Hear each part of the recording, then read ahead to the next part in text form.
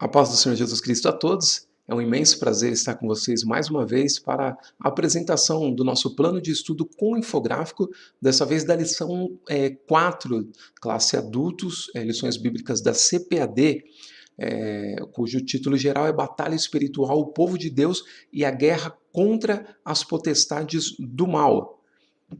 O título dessa lição, número 4, é Possessão Demoníaca e a Autoridade do Nome de Jesus.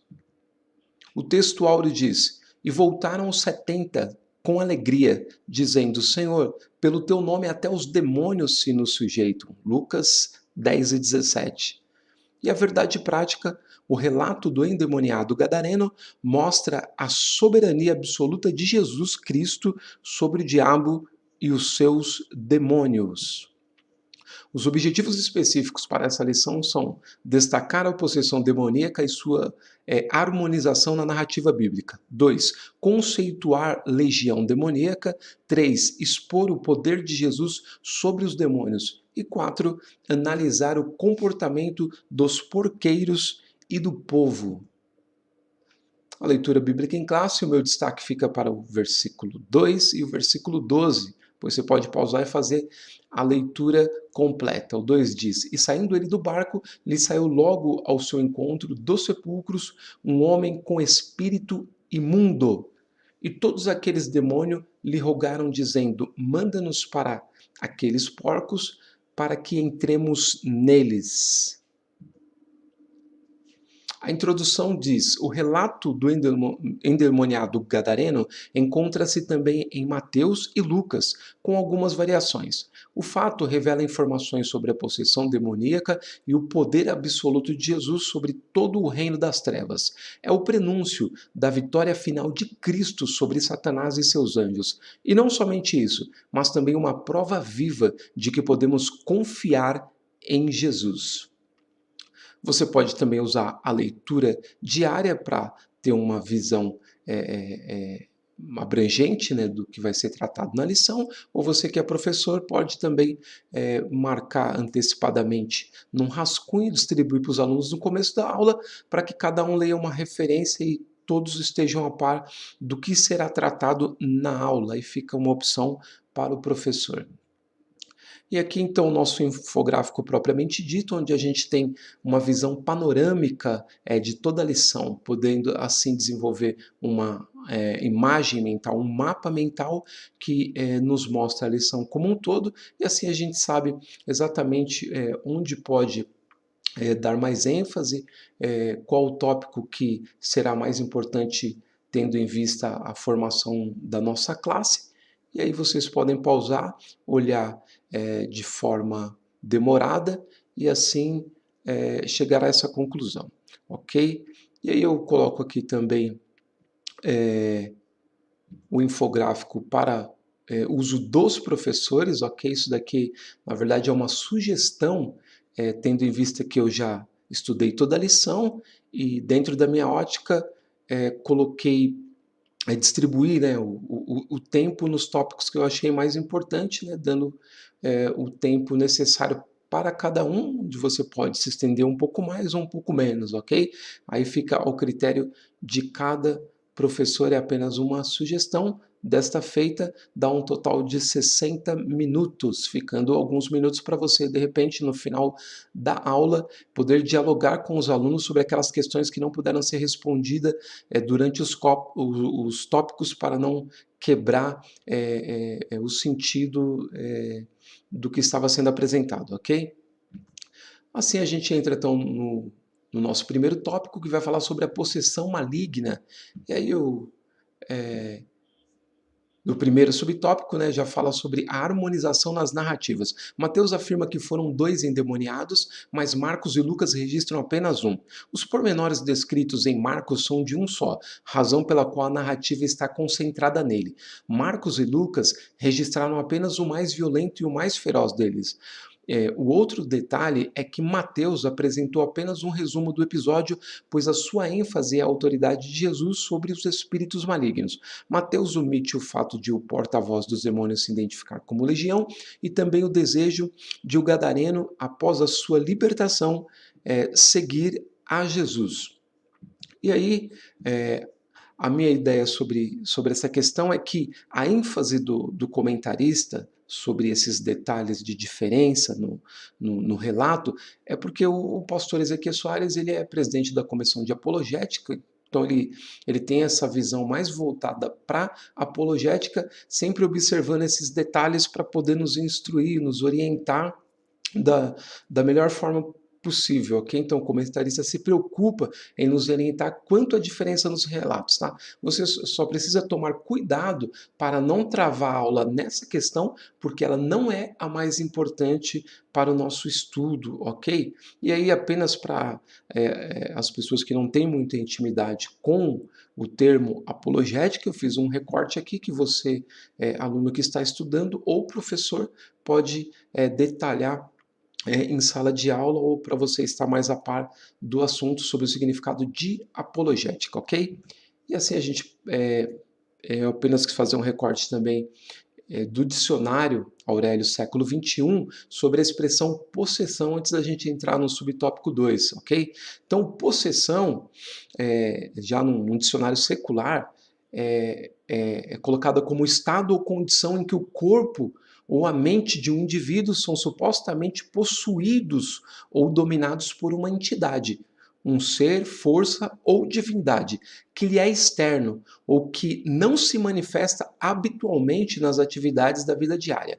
A possessão, considerada como experiência de natureza psicológica e social, pode ser verificada individual ou coletivamente e ter caráter inesperado ou estar submetido a algum tipo de controle ritual. Em diversas sociedades e culturas, figura como episódio ou experiência central da vida religiosa. Transe.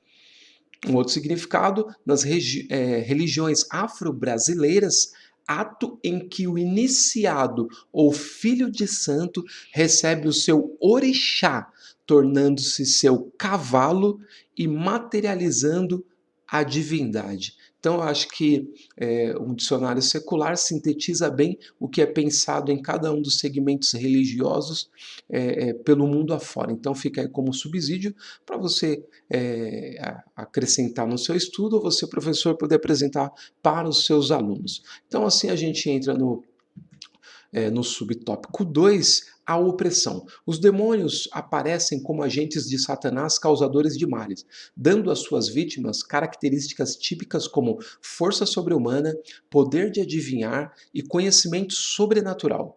Eles atacam suas vítimas e, ao possuí-las, dominam suas faculdades mentais, levando-as à demência e, às vezes, incapacitando-as de falar e de ver. Então, o meu conselho é que se gaste a maior parte do tempo nesse subtópico, refletindo sobre as principais referências que estão aqui no próprio texto desse subtópico. Por quê? Como ele vai tratar especificamente sobre a questão da possessão, então é o tópico mais importante para o que está pedindo a primeira parte do título da lição, possessão demoníaca, e depois a segunda parte, a autoridade do nome de Jesus. Então, sobre possessão demoníaca, essa é a parte mais importante. Então, eu sempre aconselho que se leia todo o tópico, né, ou o subtópico, leia o texto inteiro e depois volte lendo as referências para não quebrar a assimilação do aluno ou a sua própria assimilação, você que está estudando a lição, ok? Quando você faz uma leitura inteira e depois você volta fazendo as referências, a sua absorção do conhecimento ela é bem melhor, na minha opinião, é claro. E aí fica a critério de cada um. Acho importante, sim, que se leia cada uma dessas referências e se reflita sobre ela. Por isso que o tempo maior foi dado para esse tópico inteiro, o tópico 1, a sugestão no caso de tempo, né, de 20 minutos. E aí a gente vem então para o terceiro subtópico, um quadro estarrecedor. O endemoniado gadareno vivia nos sepulcros, desnudo, e era tão violento que nem mesmo os grilhões e as cadeias podiam detê-lo. Corria pelos montes e desertos e se feria com pedras. O fato de procurar viver nos sepulcros já era uma demonstração de sua total anomalia. O comportamento violento e sobrenatural do gadareno, para sua própria destruição e para a perturbação de seus vizinhos, revela a natureza destruidora de Satanás. Então a dica aqui é ler o texto e se estender o mínimo possível, visto que o autor esclarece adequadamente o tópico e ele é, na verdade, um desdobramento do tópico anterior. Então você já tem a explicação adequada, não há necessidade de se esticar muito a questão. Então, o tempo ideal, mais uma vez, lembrando, para esse tópico é de 20 minutos. E aí a gente parte para o segundo tópico e vai falar sobre a legião demoníaca.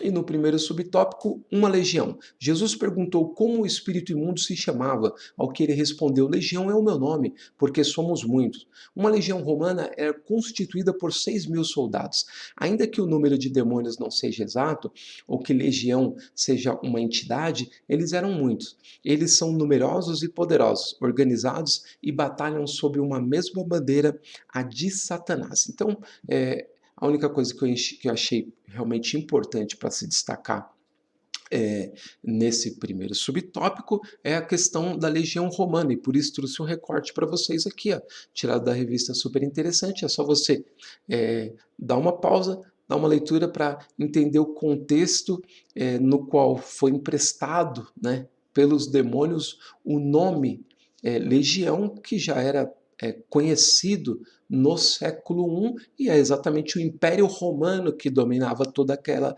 região, então era conveniente e mais inteligível se usar uma expressão conhecida de todas as pessoas ali, por isso eles responderam assim a Jesus, penso eu. Então fica aqui esse subsídio para vocês sobre a questão da expressão legião, baseada nas Forças Armadas de Roma, ok? Então a gente passa agora para o segundo subtópico, expulsar e não dialogar. Alguns procuram estabelecer diálogo com os demônios porque Jesus perguntou ao espírito imundo qual era o seu nome. Isso é visto com frequência nos movimentos neopentecostais pela mídia televisiva. Expulsai os demônios, esta é a ordem que recebemos do Senhor, e não de manter diálogo com eles. O diabo é o pai da mentira. Ninguém deve acreditar nem ficar impressionado com as declarações dos demônios, porque eles são mentirosos. Isso ocorreu porque o demônio era obrigado a confessar publicamente quem era o responsável pela miséria do gadareno. Tá? Então aqui a dica é ler o texto, as referências e se estender mais uma vez o mínimo possível, visto que o autor mais uma vez esclarece adequadamente o tópico. E aqui a única coisa que eu acho interessante ressaltar é a questão dos demônios serem mentirosos. Né? Então quando você faz uma entrevista com o demônio, com a pessoa que está possessa, você nunca vai saber se ele está falando a verdade. Ele pode dizer para você o que ele quiser e você ter aquilo como verdade. Então é melhor expulsar, que é a autoridade que Jesus deu para a sua igreja, e acabou, liberta a pessoa e a benção é grande, ok? E a gente vai para o terceiro subtópico, que diz a presença de Jesus. O poder e a presença de Jesus incomodam o reino das trevas. O espírito imundo perguntou: vieste aqui atormentar-nos antes do tempo? Isto mostra que a presença de Jesus é um tormento para o reino das trevas e também que esse encontro serviu como um prenúncio da condenação final do diabo e seus anjos. A dica aqui, mais uma vez, é ler o texto, as referências, se estender o mínimo possível, visto que o autor, mais uma vez, esclarece adequadamente o tópico, somente a questão de ressaltar o poder de Jesus em dominar completamente o reino das trevas e esses demônios testificarem já que realmente eles têm um futuro já preparado para eles, que é um futuro de tormento. E aí, como um tópico muito rápido, sem necessidade de se prolongar, eu acho que o tempo adequado para se fechar ele é 10 minutos, né, para não haver um certo esticamento desnecessário do tópico. E a gente vai para o terceiro tópico, o poder de Jesus. E no primeiro subtópico, os demônios sabem quem é Jesus. O relato da possessão do Gadareno e de sua libertação é uma mostra do poder absoluto de Jesus até sobre todo o reino das trevas. Os próprios demônios sabem quem é Jesus e conhecem a sua procedência. Que temos contigo, Jesus Nazareno? Vieste destruir-nos, bem sei quem és, o Santo de Deus. Eles têm medo de Jesus e estremecem diante dele. Jesus veio para desfazer as obras do diabo. Os demônios sabem que há um tempo determinado para o juízo divino sobre as hostes infernais e temem por isso. Então, aqui você já percebe nesse, nesse subtópico que já há alguma repetição do que a gente falou anteriormente, então não tem necessidade de se esticar muito. O subsídio que eu coloquei esse que eu tirei de Teologia Elementar, apenas um versículo de Atos 10 e 38 e um complemento do autor, que diz o seguinte: como Deus ungiu a Jesus de Nazaré com o Espírito Santo e poder, o qual andou por toda parte, fazendo o bem e curando a todos os oprimidos do diabo, porque Deus era com ele. E aqui uma palavra do autor, do Bancroft. Em última análise, Satanás é a fonte primária de todo sofrimento, visto que ele é a causa primária de todo pecado. Ele também é o responsável imediato de muitos casos específicos de enfermidades e doenças, a respeito dos quais o Novo Testamento nos fornece exemplo. Então, eu acredito que aqui você possa dar ênfase tanto no seu estudo como você, professor, que vai apresentar aos alunos, que uma das atividades do Senhor Jesus Cristo é desfazer essa obra satânica, é desfazer muitas enfermidades e problemas criados não de forma natural, mas por uma ação demoníaca de Satanás. Por isso que nós devemos conservar na igreja o hábito de orar pelas pessoas. Muitas igrejas já perderam esse hábito, finalizam o culto, às vezes esquecem até mesmo de fazer o apelo e já não chamam mais as pessoas para frente para receber oração. Então, precisa haver essa consciência de que Jesus realiza esses milagres, que Jesus realiza essas curas e que ele nos dá essa autoridade para fazê-lo. Então, aqui pode ser um momento interessante para refletir com a classe sobre esta importante questão. E aí o segundo subtópico, a soberania de Jesus. Nessa passagem vemos que aqueles demônios, ou pelo menos o porta-voz deles, suplicando, pediram três coisas: que Jesus não os mandasse para outra região, que não os mandasse para o abismo antes do tempo e que lhes permitisse entrar na manada de porcos que passava pelo local na ocasião. Os demônios não são nada diante do Senhor Jesus. Marcos parece mostrar Satanás e seus demônios como inconvenientes e não como seres todo-poderosos diante de Jesus. O inimigo de nossa alma não pode fazer o que quer. Os demônios fizeram esses pedidos porque não podiam resistir ao poder de Jesus. Então a dica aqui é ler o texto, as referências e se estender mais uma vez o mínimo possível, pois já começa a aparecer algumas repetições do que já vimos nos primeiros tópicos. Então você começa a repetir alguns termos que já foi analisado, não há necessidade de você esticar, apenas dar ênfase nas referências apresentadas no subtópico. Essa é a minha dica, ok? E a gente vai para o terceiro subtópico, que diz a libertação do oprimido. A extraordinária libertação do Gadareno logo chamou a atenção do povo. Muita gente se reuniu para ver o que havia acontecido, pois a cura repentina do endemoniado era algo espantoso. Encontraram um homem em perfeito juízo, vestido e junto com Jesus. Glorificamos a Deus quando vemos pessoas oprimidas pelo maligno sendo libertadas pelo poder de Jesus. Ele nos delegou essa tarefa. Então, esse é o destaque para esse subtópico, né? Então, o meu conselho é que se gaste um bom tempo nesse subtópico, pois é aqui, do ponto de vista prático, que nós, professores e alunos, somos inseridos como participantes dessa obra. Então, a gente entra no contexto da lição. como eu disse no tópico anterior, a gente é inserido para ter essa consciência de que a tarefa de continuar libertando vidas foi transmitida a nós pelo Senhor Jesus, a mesma autoridade que ele deu para os seus discípulos, né, que ele enviou quando ainda no seu ministério, é a autoridade que ele nos dá, entendendo ainda que nós somos uma extensão do corpo de Jesus, ou seja, uma extensão de Jesus, porque somos o seu corpo. Então a gente tem autoridade para fazê-lo e ajudar vidas que estão precisando. Por isso, precisamos estar orando pelas pessoas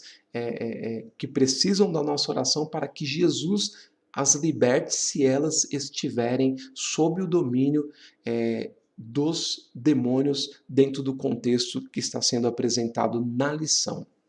Então, vale a pena gastar um tempo nesse subtópico também.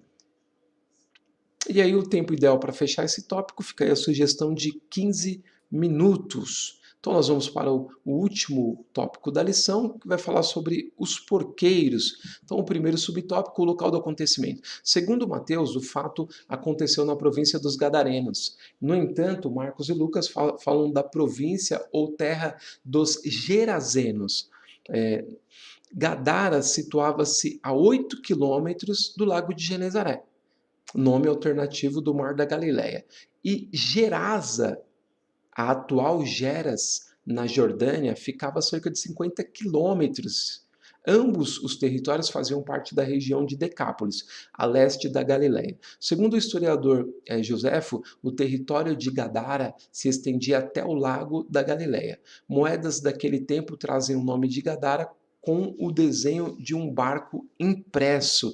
Então aqui vale a mesma coisa que a gente falou lá no tópico 1. Lembra que por ser da área de apologética, o comentarista se preocupa em nos orientar quanto à diferença nos relatos, tá? Então aí você toma cuidado para não travá-lo nessa questão, porque não são só esses dois relatos, existem diversos relatos nos evangelhos que de certa forma parece contradizer os autores. Então é uma questão que não dá para ser abordada nessa lição, porque essa lição está falando sobre possessão demoníaca e autoridade do nome de Jesus, e não sobre defesa da fé cristã para harmonizar os relatos nos evangelhos que são contraditórios. Então, é uma discussão muito dura que muitas vezes a gente tem justamente com ateus, que levantam sempre essas questões